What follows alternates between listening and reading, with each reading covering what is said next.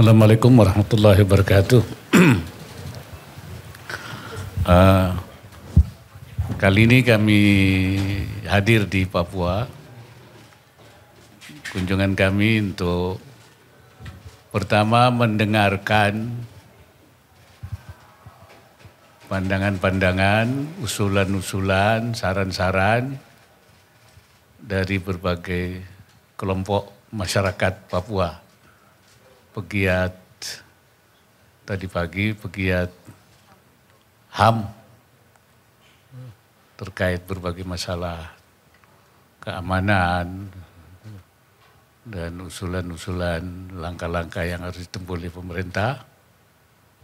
Kemudian juga dengan para pengusaha ya, yang melaksanakan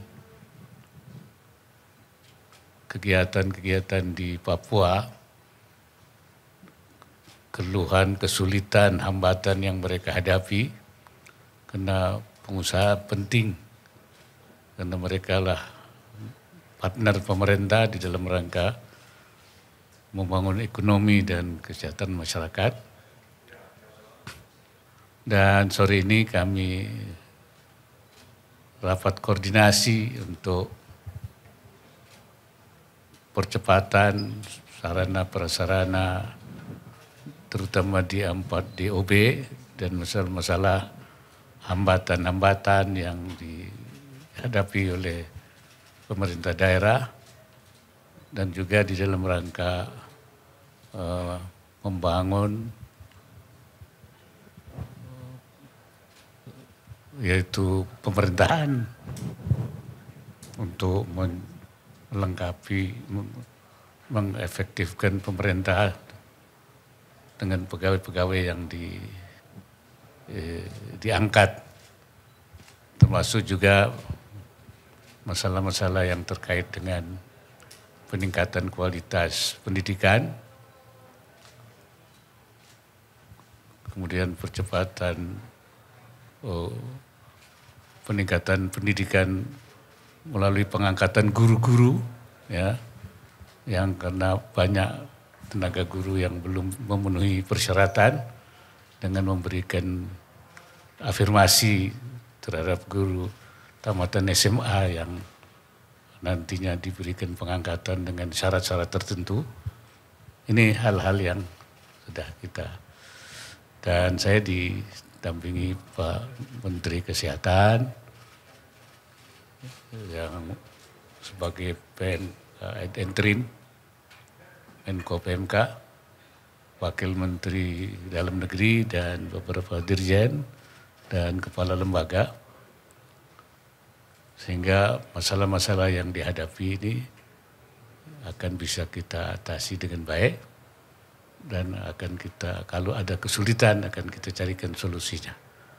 Saya kira itu dari saya. Oke teman-teman, barangkali ada yang mau ditanyakan terkait dengan tema yang tadi dibicarakan oleh Wakil Presiden sebagai awal gitu. Berikutnya setelah selesai tema itu mungkin bisa beranjak ke hal yang lain kalau ada. Silakan, siapa yang mengawali?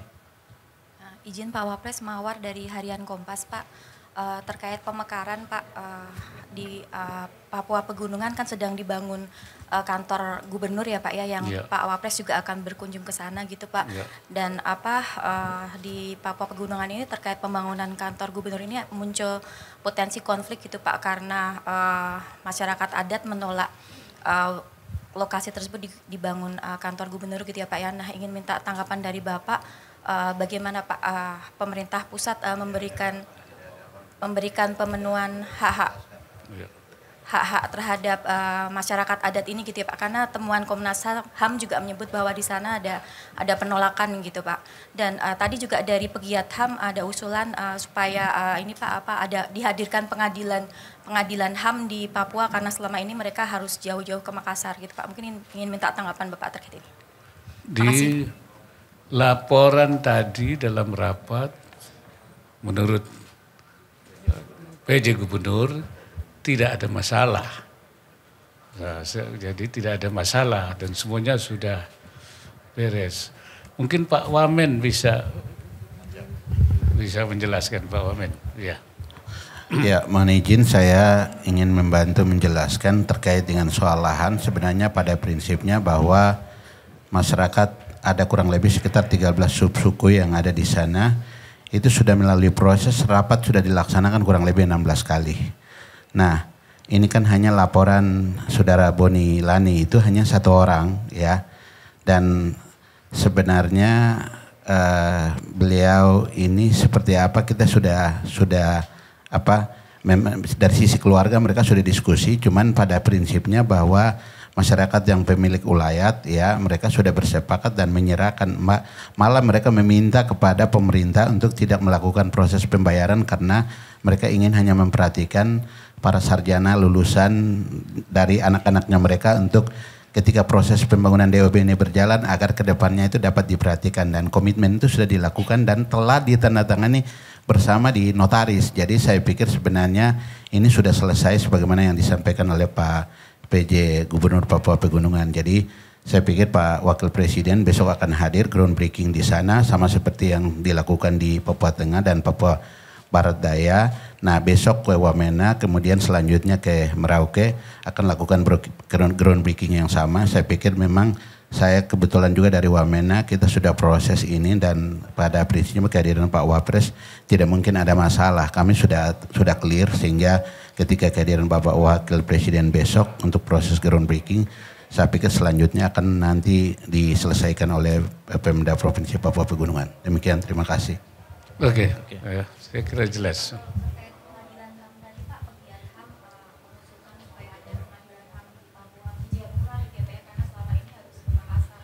Itu nanti kita koordinasikan dengan pihak terkait ya dalam soal penyelenggaraan pengadilan saya kira.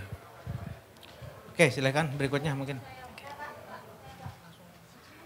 Izin Pak, saya Mulia dari Detikcom, ada satu pertanyaan. Ini kan kita sudah dekat dengan waktu pelaksanaan pesta demokrasi dengan pemilu nih Pak, sekitar 4 bulan lagi. Nah, bagaimana penanganan antisipasi terhadap ancaman KKB jelang pemilu di sini Pak? Apakah ada pengetatan pengamanan atau seperti apa untuk antisipasinya? Terima kasih. Dari laporan tadi yang disampaikan, semuanya sudah disiapkan. Mungkin ada yang apa? Cukup aman. Sudah disiapkan, artinya sudah segala sesuatunya termasuk masalah teknis, masalah keamanan, masalah penyelenggaraan, pembiayaan dan semuanya. Barangkali Ibu bisa memberikan penjelasan. Silakan Ibu. Ya, untuk rencana persiapan pemilu 2024, kami pemerintah sudah menyiapkan segala sesuatu baik dari aspek keamanan. Kami terus melakukan koordinasi, kemudian safari yang digelar dari Polda, kemudian dari institusi keamanan lainnya di 4 daerah DOB. Sudah mulai dari kami dari Provinsi Papua Tengah.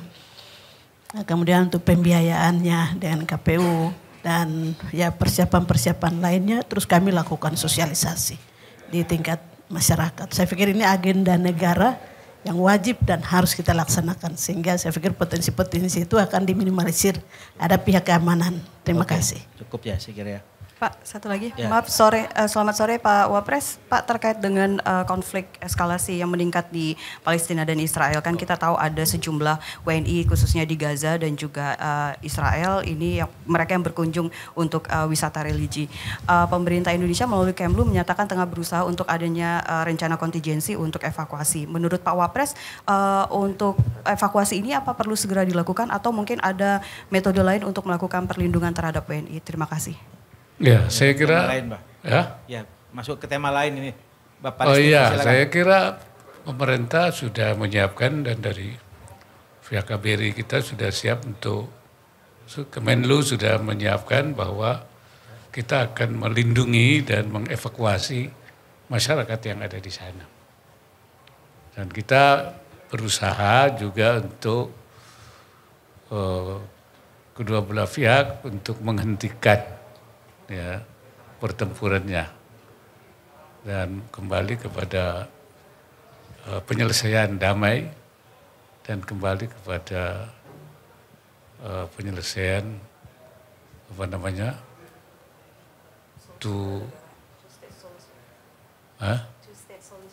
two state solution. Itu kembali dan itu kita Menteri Luar Negeri sedang melakukan untuk ikut mendamaikan dan menghentikan pertempuran di samping mengevakuasi warga kita yang ada di sana. Saya kira itu. Ya. Oke. Ya terakhir satu. Waktunya habis. Ya, terima kasih. Saya Andi Riri dari wartaplus.com. Begini Pak, tadi saya sempat wawancarai salah satu tokoh agama ya, yang menyatakan bahwa konflik di Papua itu terjadi karena tidak adanya trust, kepercayaan antara masyarakat Papua dengan pemerintah pusat. Artinya saling mencurigai.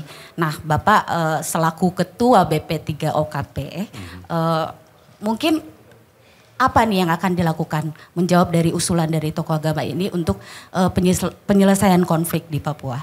Terima kasih. Ya, saya kira kita sedang berusaha menghilangkan ketidakpercayaan itu melalui dialog-dialog yang terus kita lakukan dengan tokoh-tokoh agama. Ya, banyak hal yang di luar rapat formal ini kita lakukan. Beberapa hal yang bisa kita selesaikan dengan tokoh HAM, pegiat HAM tadi, dengan juga tokoh adat, ya, dengan berbagai pihak, dan juga dialog-dialog di tingkat sektoral. Jadi kegiatan-kegiatan sektoral itu kita lakukan dialog. Nah, melalui itu kita harapkan hal-hal yang menjadi salah pengertian itu akan hilang. Akan terus kita lakukan itu. Di mana letaknya? Ya kan, yang penting kita bicara soal apa yang menjadi keinginan daripada masyarakat Papua itu apa. Ya. Itu saya kira. Oleh karena